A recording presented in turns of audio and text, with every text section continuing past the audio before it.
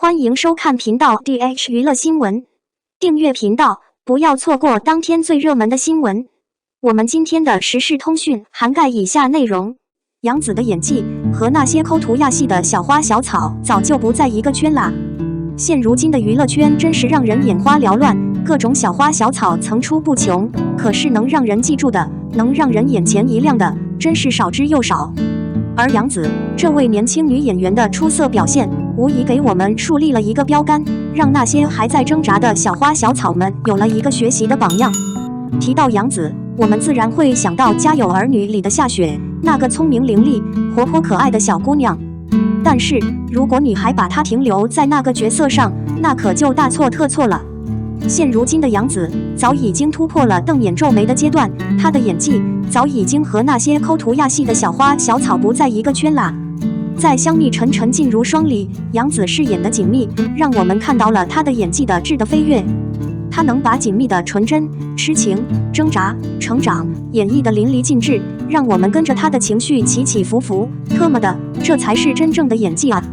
再看看《亲爱的热爱的》里的童年，杨紫更是让我们看到了她的多样性。她把童年的呆萌、善良、坚韧、拼搏全部融入角色，让我们看到了一个真实的童年，让我们感受到了她的喜怒哀乐。这样的演技，那些抠涂鸦系的小花小草们，你们做得到吗？反观那些抠涂鸦系的小花小草们，一个个矫情做作，演技尴尬到让人脚趾头都能抠出3室一厅。他们以为瞪眼皱眉就是演技，他们以为只要脸蛋漂亮就可以在娱乐圈混得风生水起，真是特么的傻逼都不如。再看看杨紫，她的成功不是偶然，而是她付出了比别人更多的努力。她敢于挑战，敢于突破，她不拘泥于某一类角色，总是尝试去演一些不同的角色，让自己得到更多的锻炼。这样的精神，这样的态度，那些抠涂鸦系的小花小草们，你们有吗？所以，那些还在挣扎的小花小草们，请你们向杨紫学习吧，学学她的演技，学学她的态度，学学她的精神。只有这样，你们才能在这个竞争激烈的市场中站得住脚，才能让观众记住你们，才能在娱乐圈走得更远。最后，我要说，杨紫，你是我们的骄傲，让我们一起期待你更好的未来，为我们带来更多的惊喜和感动。也让我们一起呼吁娱乐圈的明星们都向杨紫学习，用你们的实力去赢得观众的尊重，去赢得这个市场的认可。2023最好看的仙侠古装剧 TOP10，长月烬明第2，冠军真的好看。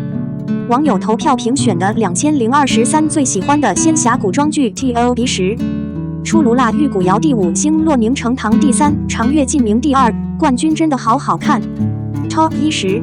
雪鹰领主，徐凯和古力娜扎主演的仙侠片，讲述了徐凯由废材到天才的逆袭之路，还有徐凯和古力娜扎的爱情故事让人感动。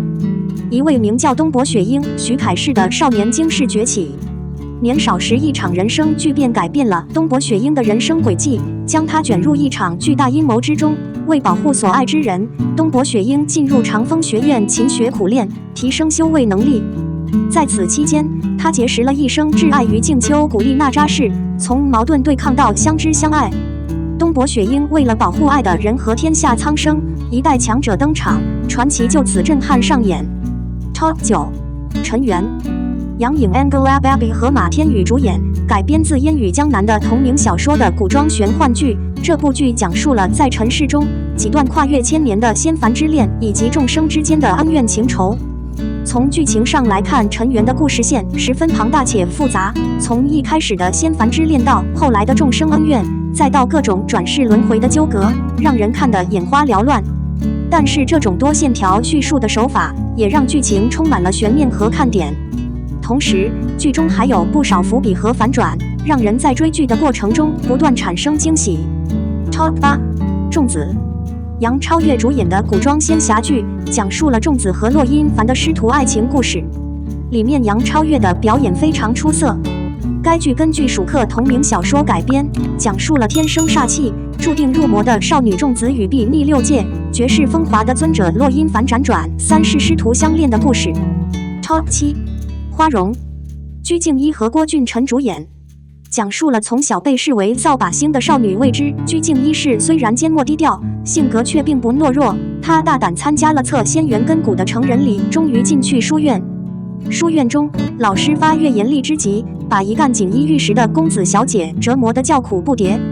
其实颜月郭俊辰乃是上界天君，下凡目的正是为了寻找凤凰血脉继承者，因为在传说中，凤凰是必将毁灭三界的可怕存在。杀死凤凰，既是颜月的使命，也是对他能否顺利即位天君的最大试炼。颜月因天律约束，无法干扰人间之事，却渐渐对聪慧顽强的未知产生了浓厚的兴趣。Top 6，七十吉祥。杨超越和丁禹兮主演的仙侠剧，改编自恒星计划签约作家九路飞香小说，一时冲动，气势不详，讲述了姻缘阁小仙祥云和仙君出空二人阴差阳错牵系上古红线，成为彼此相定的历劫仙侣，牵绊出一系列浪漫欢乐又跌宕纠缠的七世情缘故事。Top 5，玉骨遥。肖战主演的仙侠古装剧百看不厌，以仙侠世界为背景，描述了空桑王朝的太子和白月光之间的爱情故事，以男女主角的师徒关系和爱情故事来展开。该剧的演员表现出色，特别是肖战的表演让人印象深刻，不得不说他很适合演这种仙气飘飘的角色，看完欲罢不能。看这部剧让我憧憬仙侠世界的奇妙与唯美，空桑王朝的历史氛围被显露无遗。Top 4，护心。